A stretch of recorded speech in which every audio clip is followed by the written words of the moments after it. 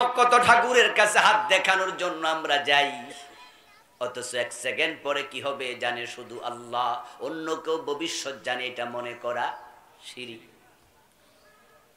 নেতারা মাইক হাতে নিয়ে বলে জনগণ সকল ক্ষমতার উৎস, এই কথাটা বলা শিরক। সব ক্ষমতার মালিক কে? জনগণ আবার কবে ক্ষমতার উৎস হইল? কবে হইল? এই যে আমার সামনে জনগণ বসে আছেন, ও জনগণ শুনুন, আপনাদের মতো দুর্বল কোন মাখলুক আল্লাহ বানায় নাই। খোলেকাল ইনসানু দাইফা, আল্লাহ কোরআনে বলে মানুষকে দুর্বল করে বানানো হইছে। আর তারা অহংকারী হইয়া কয় আমরা সব ক্ষমতার মালিক। তুমি যখন মায়ের পেট থেকে আসছো তখন 6 মাস পর্যন্ত ওয়াও ওয়াও করে কাঁদছো, খানা সাইয়া খাইতে পারো নাই। অথচ মুরগির বাচ্চাটা দেখো, মুরগির বাচ্চা ডিম থেকে বের হইয়া একা একা হাঁটতে পারে, মানুষ হাঁটতে 10 মাস 9 মাস লাগে। মুরগির বাচ্চা তো মাসে সবল। ও দোস্ত, নিজের খাবার তুমি খাইতে 2 বছর 2.5 বছর লাগছে, 1.5 বছর 1 বছর কমপক্ষে নিজে খাইতে জানতা না।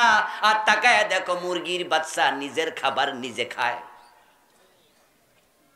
ছাগলের বাচ্চা জন্মের পর থেকে মায়ের দুধ নিজে টেনে টেনে খায়, দৌড়াইয়া দৌড়াইয়া হাঁটে। একটা ছোট্ট মৌমাছি, ছোট্ট মাছি পর্যন্ত আত্মরক্ষার জন্য মুখের মাঝে হুল আছে, সে নিজে তোমাকে মারবে, তোমাকে কাটবে। ছোট্ট সাপ, তার মুখের মাঝে আল্লাহ বিষ দিয়া দিছে যেন আত্মরক্ষা করতে পারে। কিন্তু মানুষ এত অসহায়, অন্য কিছুর সাহায্য না নিয়ে একটা সাপের সাথে লড়াই করতে পারবে না। আল্লাহ বলে আন্নাল কুওয়াতা লিল্লাহি জামিয়া, সব ক্ষমতার মালিক আল্লাহ। ক্ষমতা আমি আল্লাহ দেই, ক্ষমতা আমি চাইলে ছিনায়া নেই। তুতিল মুলকা মান তাশা ওয়া তানজিউল মুলকা মান তাশা। এরপরও নেতা কয় কি জনগণ ক্ষমতার উৎস। আপনারাও খুশি হইয়া কোন যে এই নেতারে ভোট দেয়া দরকার, আমরারে ফার্ম দিছে, যে সব ক্ষমতা আমাদের হাতে। আল্লাহ যে সব ক্ষমতার মালিক আগস্টের 5 তারিখও বোঝেন নাই? এই যে ডক্টর ইউনুস মিয়ারে এখন আল্লাহ বড় চেয়ারে বসাইছে, 5 তারিখের আগে বেড়া কি ভাবছিল নিয়ে চেয়ারে বইব? যদি ভাবে তাহলে একটা জিনিস ভাবছে, জেল যে কয় বছর হয় এটা। কারণ আমেরিকা থেকে সুইজারল্যান্ড থেকে বাংলাদেশে আইতো আর শুধু আদালতে হাজিরা দিত। এক মামলা এত বড় বড় আছিল, এক মামলাও যদি 20-30 বছর করে জেল হইতো, যে কয়টা দিছিল 250-300 বছরের নিচে জেল হইতো না। আদালতের 8 তলায় বসছে মজলিস, হাইকোর্টের 8 তলায় ওনার এজলাস। উঠবে লিফটে, আর কারেন্ট চলে গেছে, মানে কারেন্ট সরাই দিছে। এ বুড়া 83-84 বছর বয়স্ক লোকটা হাইটা হাইটা উঠছে, যে দেখে হাকিম নাই, খারাই থান হাকিম আইতাছে, দাঁড় করাইয়া রাখে, লিফটে তোলে না, হাঁটাইয়া হাঁটাইয়া তোলে। মনে মনে ভাবছে কয় বছর জেল হয় আল্লাহ জানে। আর 5 তারিখে আল্লাহ হেরে দৈরাই না বড় চেয়ারে বসে। আজীব তো, ক্ষমতা পাবলিক দেয় নাই, দিয়েছে কে? এটা আল্লাহর নিয়ম। আল্লাহ কাঙ্গাল রেও দেয়। আবার যারা ঘোষণা করছিল ভিশন 2041 যে ক্ষমতায় থাকবো 2041 পর্যন্ত, ঘোষণা করে নাই 2041 ভিশন 2041। বড় নেতা বলেছে কিসের আন্দোলন তোমরা করো, কিসের আন্দোলন, এই বছর না ওই বছর মানুষ বাঁচে, কোনো কিছু হবে না, আমরা সরাইতে পারবা না, আমরা আছি, আমরা 41। নেতা 41, সেনাবাহিনী প্রধান আইসা কয় ম্যাডাম মাত্র 45, তাও মিনিট। 45 সাল না, 45 মিনিট, এর চেয়ে বেশি নাই। তাড়াতাড়ি পালান, নরমাল হাঁটলে হইব না, দৌড়াইয়া পালান, এর বেশি সময় আমি আপনাকে ট্যাকেল করতে পারবো না। এমন ভাবে পালিয়ে যেতে বাধ্য হয়েছে। এগুলো আল্লাহর ইশারা। ক্ষমতা যাকে চায় তাকে দেয়, যাকে চায় সরাইয়া দেয়। রান্না করা খাবার পর্যন্ত খাইয়া পালানোর সময় পায় নাই। এক কাপড়ে পালাইয়া গেছে, কাপড় চোপড় গুলো পর্যন্ত নিতে পারলো না। আপনারা দেখেন না টেলিভিশনে, দেখেন নাই ফেসবুকের মাঝে ফোলাফান যাইয়া কাপড় খুইলা খুইলা মানুষের দেখায়, হাত দিয়া লাড়াইয়া লাড়াইয়া, এমন কাপড় যেগুলার নামও কওয়া যায় না শর্মে। আর আপনি নেতা হইয়া আপনি মাইক হাতে নিয়ে বলছেন জনগণ ক্ষমতার উৎস। শিরিক করবেন না। হিন্দুদের মূর্তি পূজা যখন আসে, শিখ বাংলাদেশকে চেনে ডেকে নেয়। টেলিভিশন, পত্রিকা, বিভিন্ন জায়গায় শুধু শোনা যায় ধর্ম যার যার, উৎসব আস্তাগফিরুল্লাহ। আল্লাহ স্লোগান লাকুম দীনুকুম ওয়ালিয়া দীন, তোমার ধর্ম তোমার, আমার ধর্ম আমার। দুইটা এক না, দুইটা আলাদা। স্লোগান হবে ধর্ম যার, উৎসব তার। শিরক থেকে বাঁচুন। শিরকের উপরে বইটি আমি লিখেছি কয়েক বছর আগে। এটাতে আমি বাংলাদেশে চলমান 29টা শিরিক লিখেছি। 29টা, 3-4টা না কইলাম। কুফর, কুফর করলে ঈমান শেষ। যেমন কাদিয়ানি কুফর করেছে, আমরা সবাই মিলে ফতুয়া দেই কাদিয়ানিরা মুমিন না কাফের। তারা কি কোরআন মানে না? তারা কি নামাজ পড়ে না? তাদের কি টুপি দাড়ি নাই? তারা কি আযানের মাঝে আশহাদু আল্লা ইলাহা ইল্লাল্লাহ বলে না? আশহাদু আন্না মুহাম্মাদুর রাসূলুল্লাহ বলে না? সব বলে। তারপরও কাদিয়ানি কেন কাফের? কারণ তারা কোরআন মাজিদের একটি বিধান অস্বীকার করে, সেটা হচ্ছে মুহাম্মাদুর রাসূলুল্লাহ শেষ নবী। তারা নবী মুহাম্মদকে শেষ নবী মানে না, অস্বীকার করে। বরং তার 1835 সনে জন্ম নেয়া গোলাম আহমদ কাদিয়ানকে নবী মানে। গোলাম আহমদ কাদিয়ান আজ থেকে 250 বছর আগে জন্ম নিল। সে জন্ম নিয়ে বড় হইয়া দাবি করে সেই নবী। আর 1400-1450 বছর আগে আল্লাহ বলে না না, আমার নবী মুহাম্মদ হলো শেষ নবী। বেঈমান হয়ে গেল। কাফের হওয়ার জন্য পুরা কোরআন অস্বীকার করা লাগে না, কোরআনের একটা বিধান অস্বীকার করলেই শেষ। আপনাদের কাছে আমি জানতে চাই, বলুন তো ইবলিস শয়তান মোমেন না কাফের? যারা জানেন তারা বলেন, একটু জোরে বলেন, ইবলিস মোমেন না কাফের? ইয়েস, যে কয়জন বলছেন ঠিক বলেছেন, বাকিরা এখন শুনলেন। এটা কোরআনের ফতুয়া।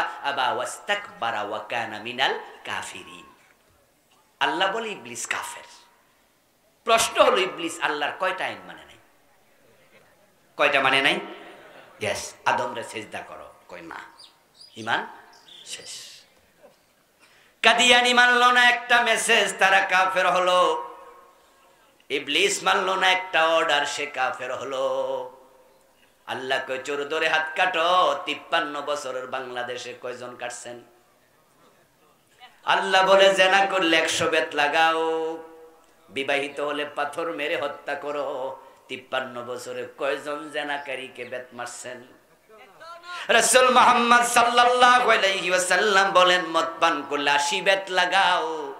হযরত ওমর নিজের ছেলেকেও ছাড় দেন না, 80 বেত লাগাইছে। 53 বছরের বাংলাদেশে মদখোরকে 80 বেত লাগাইছেন কয়দিন? ইবলিস মানে না একটা, কাদিয়ানি মানে না একটা, আর বাংলাদেশে আমরা মানি না কয়টা? তো হেরারে কাফের ফতুয়া দিয়া বইয়া আছেন, নিজের খবর কি?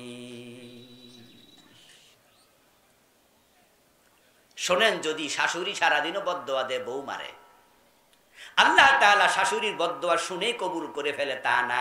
আল্লাহ বৌমার দিকে তাকাইয়া দেখে আসলে বৌমা অপরাধী কিনা। আল্লাহ বউয়ের জন্য আছে, আল্লাহ শাশুড়ির জন্য আছে। আপনি কাদিয়ানিরে কাফের বলে মুখে ফেনা তুলে ফেলবেন, ইবলিসকে বলবেন আউযু বিল্লাহি মিনাশ শাইতানির রাজিম, আমি অভিশপ্ত ইবলিস থেকে আল্লাহর কাছে আশ্রয় চাই, তুই অভিশপ্ত। ইবলিস পাশে দাঁড়ায়া দাঁড়ায়া কয়, আমারে কেডারে বকে অভিশপ্ত বলে? আমি আল্লাহর একটা আইন মানি নাই, তাই আমি যদি অভিশপ্ত হই, তোরা তো ডজন ডজন মানুষ না, তোদের 14 গোষ্ঠী অভিশপ্ত। কুফরে নিয়ে আলাদা একটি বই লিখেছি, আমার লেখা মোট 8টি বই আছে, পড়বেন। পড়লে কলবে গাঁথে। এই জন্য আল্লাহ প্রথমে বলছে ইকরা। বাংলাদেশে চলমান 56টা কুফর লিখছি, কাদিয়ানির একটা, শয়তানের একটা বলছি। তাহলে বাকি যে 54টা কুফরি আছে, ওগুলো জানবেন না? আচ্ছা, না জেনে যদি কেউ বিষ খায় তাহলে কি মরে না? হাশরের ময়দানে বলবেন যে আল্লাহ, এইটা যে কুফর ছিল আমি তো জানি না। আল্লাহ বলবে তাই বুঝি জান্নাতে ঢুকে যাও? এত সোজা। এলেম শিক্ষা করা কি নফল না ফরজ? ফরজ। ফরজ। এক নাম্বার কাজ এলেম শিখো, এলেম শিখো। আল্লাহর কত বান্দারা এলেম শিখার জন্য বাংলাদেশ থেকে দেওবন্দে চলে গেছে আজ থেকে 100 বছর আগে, যখন পুরা বাংলাদেশে একটা দাওরা মাদ্রাসা ছিল না। ওই কলকাতা আলিয়াতে কামেল পাশ করার জন্য চলে গেছে, এ বাংলাদেশে কোনো কামেল মাদ্রাসা ছিল না। এলেম শিখার জন্য কত জায়গা, কত আল্লাহর বান্দা পুরা জীবনটা শেষ করে দিছে। ইমাম বুখারী রাহমাতুল্লাহ আলাই একটা হাদিস শিখার জন্য 300 মাইল 500 মাইল উঠে চলে গেছে। আর আপনার ঘরের কাছে হুজুর কিতাব লেখা বইয়া রয়েছে, আমরা লেখা মাহফিলে পর্যন্ত নিয়ে আসি, যার পরও ফরেন আপনি পড়বেন না, জানবেন না, কুফরি করে আল্লাহর সামনে যাবেন, উপায় নাই।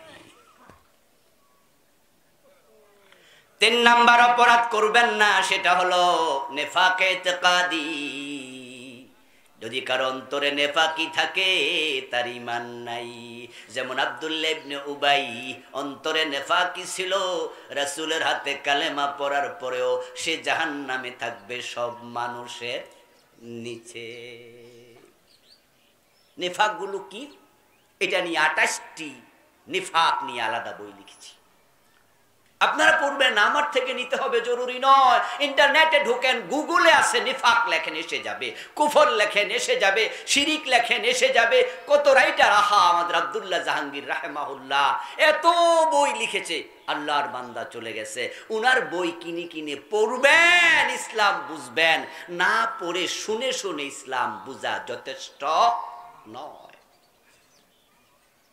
যে নবী আপনার মডেল, ওই নবীর জীবনের উপরে বাংলা ভাষায় কয়েক ডজন বই আছে। এখানে অনেকে আছেন যারা একটা বই এখনো শেষ করেন নাই, একটাও শেষ করেন নাই। করে এই যে বাজারে যাইয়া ফসা লাউটা বেচালাইছেন, পোকে খাওয়া লাউটা বিক্রি করে দিছেন, আপনি নিজের চোখে দেখছেন যে লাউয়ের পেট বরাবর ছিদ্র আছে। নিজে আসরের নামাজ পড়ার জন্য বাজারে রওনা দিছেন, বউ কইছে ঘরে, ওই যে লাউটা একটু বুড়া বুড়া হয়ে যাইতেছে, বেশি হইতে সময় যাচ্ছে, বেচালান তো ফোলাপান লাউটাও খায় না, তরকারি রানলো হয় না খানা। আপনি বলেন ওকে আসরের নামাজটা বাজারে ফরি, লাউটাও বিক্রি করি। টান দিয়া সিরা দেখেন পেট বরাবর পোকের ছিদ্র। আপনি আর মনে মনে ভাবেন যে লাউ যদি বাজারে বেশি দাম তো পাবো না, এখন কি করি? এরপরে আপনার মন বলছে যে আর তাড়াতাড়ি বেচালা কিনেন না, যেন টেরি না পায়। এবার লাউটা বাজারে নিয়া লাউটারে মাটির মাঝে রাইখা আপনি খাড়াইছেন, অন্য অন্যদের সারিতে তরকারি যারা বেছে। বলুন তো ও মুসলমান নামাজিরা, ওই লাউয়ের ছিদ্রটা কি উপরের দিকে দেয় না নিচের দিকে?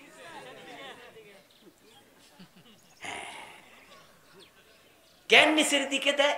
যেন যে কিনবে সে না বুঝে। আর তাড়াতাড়ি কয় আল্লাহ আল্লাহ আল্লাহ, তাড়াতাড়ি তাড়াতাড়ি আল্লাহ রে কয় আল্লাহ তাড়াতাড়ি। যে কিনবে হে তাড়াতাড়ি কিনা লাগ। চাচা লাউ কত? বলে আর কত, কত দিবেন দেন ভাই, তাড়াতাড়ি নেন। আর সে নিচে পকেটে টাকা ঢুকাইছে, দৌড়াইয়া যাইয়া নামাজে, আসরের নামাজে মসজিদে খাড়াইছে, খাড়াইয়া কয় ইয়াকা নাবুদু ওয়া ইয়াকা নাস্তাঈন, আল্লাহ আমি শুধু তোমার গোলামি করি। আল্লাহ কয় তাহলে ছিদ্র খাওয়া লাউ বেচলো কেডা? তুমি আমার গোলাম। আল মুসলিমু মান সালামাল মুসলিমুনা মিন লিসানিহি ওয়া ইয়াদিহি।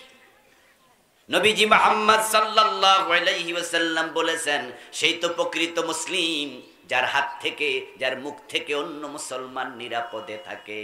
এখন আপনার আজকে হাত থেকে আরেকজন নিরাপত্তা পায় নাই, সুতরাং আজকে আপনার নাম মুসলমানের তালিকায় নাই। তা আপনার কিসের নামাজ?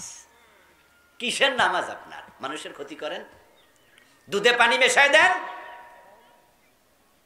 ও বেটা টাকা দিছে 1 কেজি কিনবে, আপনি 900 গ্রাম দিলেন কেন? বাকি 100 গ্রাম কই? এখন এই বেড়ার যে 100 গ্রাম ঠকাইলেন, আল্লাহর কাছে কোটিবার মাপ চান। আল্লাহ কই এটা তো আমার হক না, আমি মাপটা করি কেমনে? আপনি যদি আমার সাথে বেয়াদবি করে উনার কাছে ক্ষমা চান, আচ্ছা এটা হইল নি, উনি যদি কয় যাচ্ছে ঠিক আছে মাফ হইল নি, মাফ হইব নি, মাফ হতো। উনার বলা উচিত যে ভাই বেয়াদবি করছেন হুজুরের লগে, তো মাফ চাইলে হুজুরের কাছে না চাইবেন।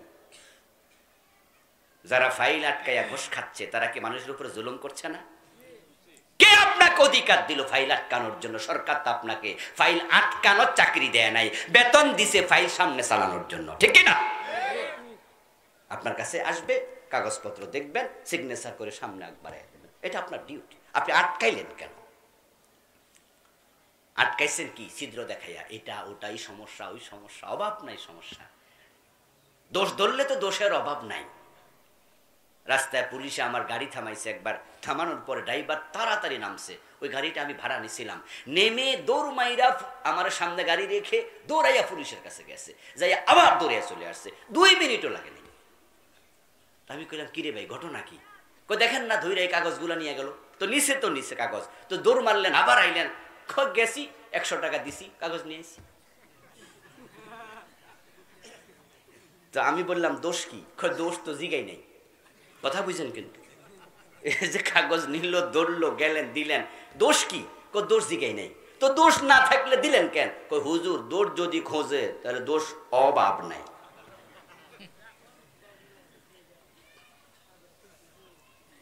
পুলিশের ধারা তত, আকাশে তারা যত, এরা দোষ খুঁজা বাইর করে আলে, বুঝুর 1-2টা না, অনেক দোষ। তো এই জন্য আর জিগাই না, আমরা আগে বুঝি 100 টাকার লাই দোষে দিয়া দিলাম। আপনার কাছে আমার প্রশ্ন, আপনি রাস্তায় খাড়াইয়া 100 টাকা ঘুষ খাওয়ার জন্য গাড়ি আটকাবেন, সরকার কি চাকরিটা আপনারে দিছিল? কেন আটকাইলেন? এই যে আপনি মানুষের টাকা খান, মানুষের ওজনে কম দেন, ভেজাল দেন, মানুষ ঠকান, মনে করবেন না যে আপনি জান্নাতি, বরং এই আমলগুলো আপনার জান্নাত আটকাইয়া দেবে। এটা সুবহানাল্লাহ, ইন্না লিল্লাহ কোন, এটা নাউজুবিল্লাহর আয়াত, নাউজুবিল্লাহর ওয়াজ। আল্লাহর কাছে ফানা চান, আমরা এই জাতীয় অপরাধে বেশি জড়িত থাকি, ঠিক না?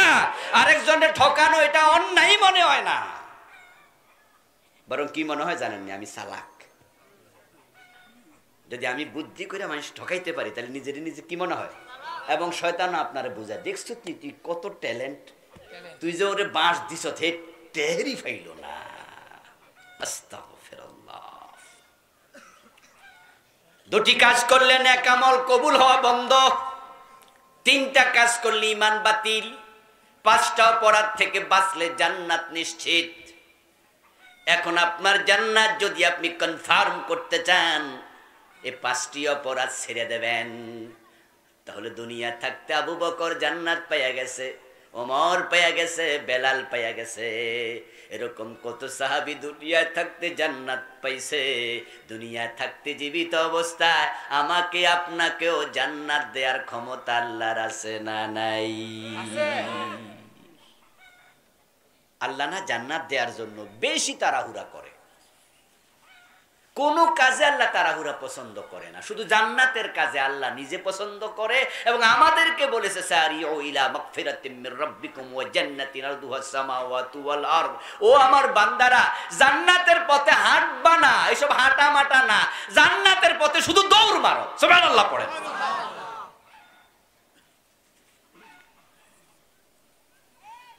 আচ্ছা, রাস্তা গাড়ি দাঁড়ায় আছে, লোকাল বাস, আপনি উঠবেন, দেখবেন যে কিছু লোক আছে গাড়ির হাত দিয়া ডাইকা তারপরে এমন দৌড় মারে, কিন্তু যারা একটু ভিআইপি পার্সন তারা কিরকম দৌড়াদৌড়ি করে গাড়িতে ওঠে, তারা বলে যে দূর মানুষে দেখলে কি করবো।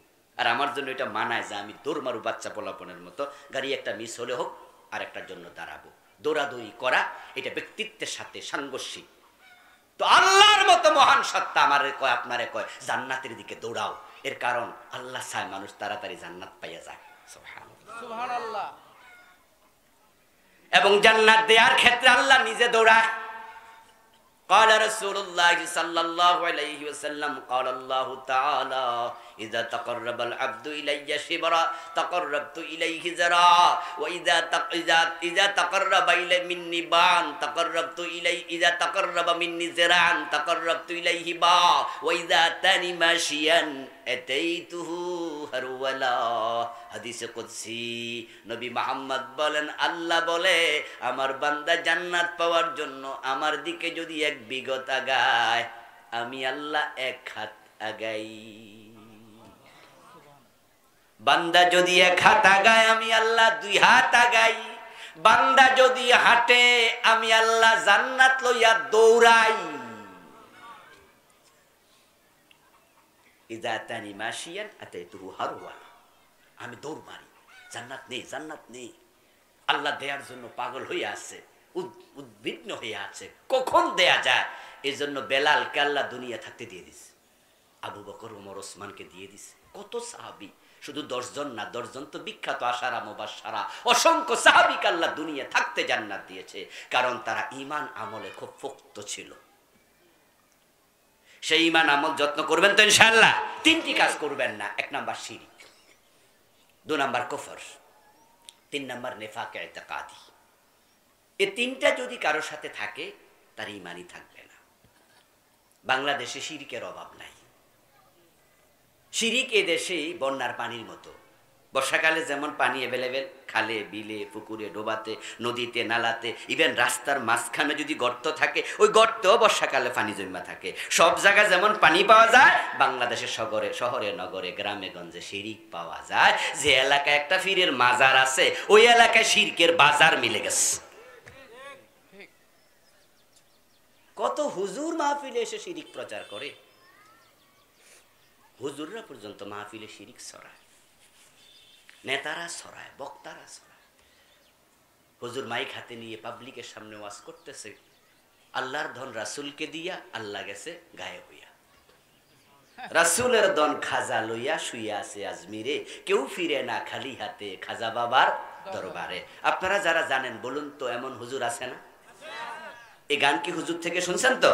আমি নাম কইলাম না, আপনারা শুনে থাকবেন। প্রিয় ভাই, হুজুর বলতেছে খাজা বাবার কাছে কেউ খালি হাতে ফিরে না, অথচ বলুন তো খাজা বাবা কিছু দেয়ার কি কোনো অধিকার আছে? সামর্থ্য আছে? মরে গেছে, শেষ। এ নিজে তো অন্যের দোয়ার মুখাপেক্ষী। যত বড় খাজা বাবা হোক, উনার কবরে গিয়ে আমরা কি দোয়া করি? আসসালামু আলাইকুম আহলাদ দিয়ার মিনাল মুমিনিনা ওয়াল মুমিনাত ওয়াল মুসলিমিনা ওয়াল মুসলিমাত আনতুম লানা সালাফ নাহনু লাকুম তাবা ইনশাআল্লাহু বিকুম লাহিকুন নাসআলুল্লাহ লানা ওয়া লাকুমুল আফিয়া। সালাম দিচ্ছে রাসূল, শিখাচ্ছে ও কবরওয়ালা মুমিন মুসলিম, তুমি সামনে গিয়েছো, আমরা পিছনে আসছি, তোমার সাথে আমাদের সাক্ষাৎ হয়ে যাবে, অচিরেই কবরে আসতেছি, আর আল্লাহর কাছে তোমার জন্য আমাদের জন্য ক্ষমা চাচ্ছি। কবরে গিয়ে আপনি মৃত ব্যক্তির জন্য ক্ষমা চাইবেন। কবরস্থ মানুষ পানিতে ডুবন্ত ব্যক্তির মতো। যে ব্যক্তি সাঁতার জানে না, পানিতে নৌকা ডুবে গেছে, ওই সাঁতার না জানা ব্যক্তি যেমন ডুবতে থাকে, কবরের মানুষ অনুরূপ কষ্টে থাকে। যারা উত্তম আমলওয়ালা তারা ব্যতীত, তারাও দোয়ার মুখাপেক্ষী। এখন কবরে কে অবস্থায় কি আমরা জানি কিছু? নবী ছাড়া এবং রাসূল যাদেরকে বলেছেন সাহাবীদের মাঝে তোমরা জান্নাতি, ওই কয়জন ছাড়া আর অন্য কারো ব্যাপারে কিচ্ছু আমরা জানি না। হ্যাঁ, আমরা বলতে পারি যে হ্যাঁ খাজা মঈনুদ্দিন চিশতি, শাহজালাল, শাহপরান, আমরা আশা করি ওনারা কবরে ভালো আছেন, কিন্তু নিশ্চিতভাবে বলার কোনো সুযোগ তো আমাদের কাছে, এটা তো ওহির ব্যাপার। আমার বন্ধু হুজুর বলছে খাজা বাবার কাছে গেলে সব পাওয়া যায়, শিরিক কত গণদাউস। যদি আমরা 2টা গুণ অর্জন করি, দেয়ার ক্ষমতা আল্লাহর আছে না নাই?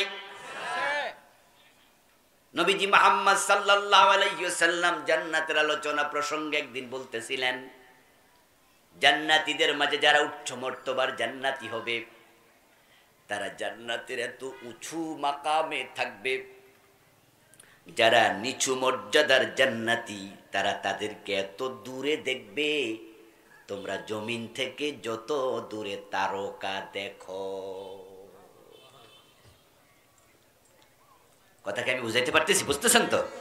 যে তোমরা জমিনে থেকে তারকা যেমন দূরে দেখো, যারা উঁচু মর্তবার জান্নাতি তাদেরকে নিম্ন মর্যাদার জান্নাতীরা এত উপরে দেখবে। এই কথা শোনার সাথে সাথে একজন সাহাবী বলল, ইয়া রাসূলুল্লাহ, বুঝছি তিলকা মানাজিলুল আম্বিয়া। হুজুর আপনার কথা বুঝছি, ওই যে উপরে থাকবে এটা হলো নবীদের মঞ্জিল। আপনি এবং আপনার মতো যারা নবী তারা থাকবে এত উঁচে। এবার রাসূলুল্লাহ বলেন, না না না, নবীরা তো আছেই, কিছু মোমেনরাও এত উঁচুতে থাকবে।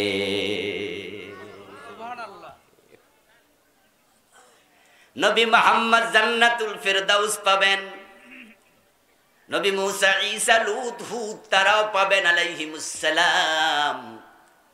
নবীরা জান্নাতুল ফেরদাউস পাবেন। আবু বকর কি ফেরদাউস পাবে না? কথা কি, কথা কইবেন না? বলুন, ওমর পাবে না? ওসমান জান্নাতুল ফেরদাউস পাবে না? জান্নাতুল ফেরদাউস নবীরা যেমন পাবে উম্মতেরাও পাবে। এখানেও আছেন এমন কেউ, হয়তো আপনিও ফেরদাউস পাবেন। সুবহানাল্লাহ। তবে সেখানে পার্থক্য থাকবে। ফেরদাউসের মাঝেও অনেক ক্লাসিফিকেশন থাকবে। যেমন একই বিমানের মাঝে সামনের সিট বিজনেস ক্লাস, পিছনের ঠিক সিট ইকোনমি ক্লাস। বিমানে যারা চড়ছেন তারা দেখছেন যে সামনের সিটের দাম বেশি, পিছনের সিটের একটু মূল্য কম, নর্মালি অর্ধেকের চেয়েও বেশি। সৌদি আরব যাবেন বিজনেস ক্লাসে, যদি সেখানে টিকিট 2.5 লক্ষ 2 লক্ষ হয়, ইকোনমি ক্লাসে সেটার মূল্য হবে 1.5 লাখ অথবা তারও কম। অথচ একই বিমান, একই ট্রেনের মাঝে ফার্স্ট ক্লাস আছে, সেকেন্ড ক্লাস আছে, থার্ড ক্লাস আছে। একই ট্রেনের মাঝে এসি আছে, এসি কেবিন আছে। ট্রেন কিন্তু একটা, একই নামে ট্রেন, নীল সাগর। একই ট্রেনের মাঝে অনেক ক্লাস। জান্নাতুল ফেরদাউস ঠিক আছে, এটার মাঝে বিভিন্ন ক্লাস, তবে এক ক্লাস থেকে আরেক ক্লাস অনেক ব্যবধান হবে, কিন্তু সর্বনিম্ন ফেরদাউসও অন্য জান্নাতের চেয়ে অনেক উঁচু মানের হবে। সে জান্নাতে যাওয়ার জন্য 2টি শর্ত আল্লাহ দিলেন। 1 নাম্বার ঈমান, 2 নাম্বার নেক আমল। নবী ইব্রাহিম আলাইহিস সালামের বাবা আজর, তিনি জান্নাত পাবেন না, কারণ তার ঈমান নাই। নূহ আলাইহিস সালামের সন্তান কেনান জান্নাত পাবেন না, কারণ তার ঈমান নাই। লূত আলাইহিস সালামের স্ত্রী জান্নাত পাবেন না, কারণ নবী লূতের বউ ছিল বেঈমান। রাসূলুল্লাহ সাল্লাল্লাহু আলাইহি ওয়াসাল্লামের বোন চাচা আবু তালেব জান্নাত পাবেন না, আবু লাহাব জান্নাত পাবে না, কারণ তারাও ছিল বেঈমান। রাসূলের চাচা জান্নাত পাবে না, নবীর বউ জান্নাত পাবে না, নবীর বাবা জান্নাত পাবে না, নূহ নবীর ছেলে জান্নাত পাবে না। আর হযরত বেলালের দিকে তাকান, বেলাল দুনিয়ায় থাকতে জান্নাত পেয়ে গেছে, উনি নবীর আত্মীয় স্বজন কেউ না। বেলালের সাথে রাসূলুল্লাহর দেশের মিল নাই। রাসূলের বাড়ি সৌদি আরবে, বেলালের বাড়ি ইথিওপিয়া। উনার বাবা ছিল সেখানকার মানুষ, দাদা। বেলাল ছিলেন দাস মানুষ, বাবা দাস। বেলাল ছিলেন চামড়ায় কালো।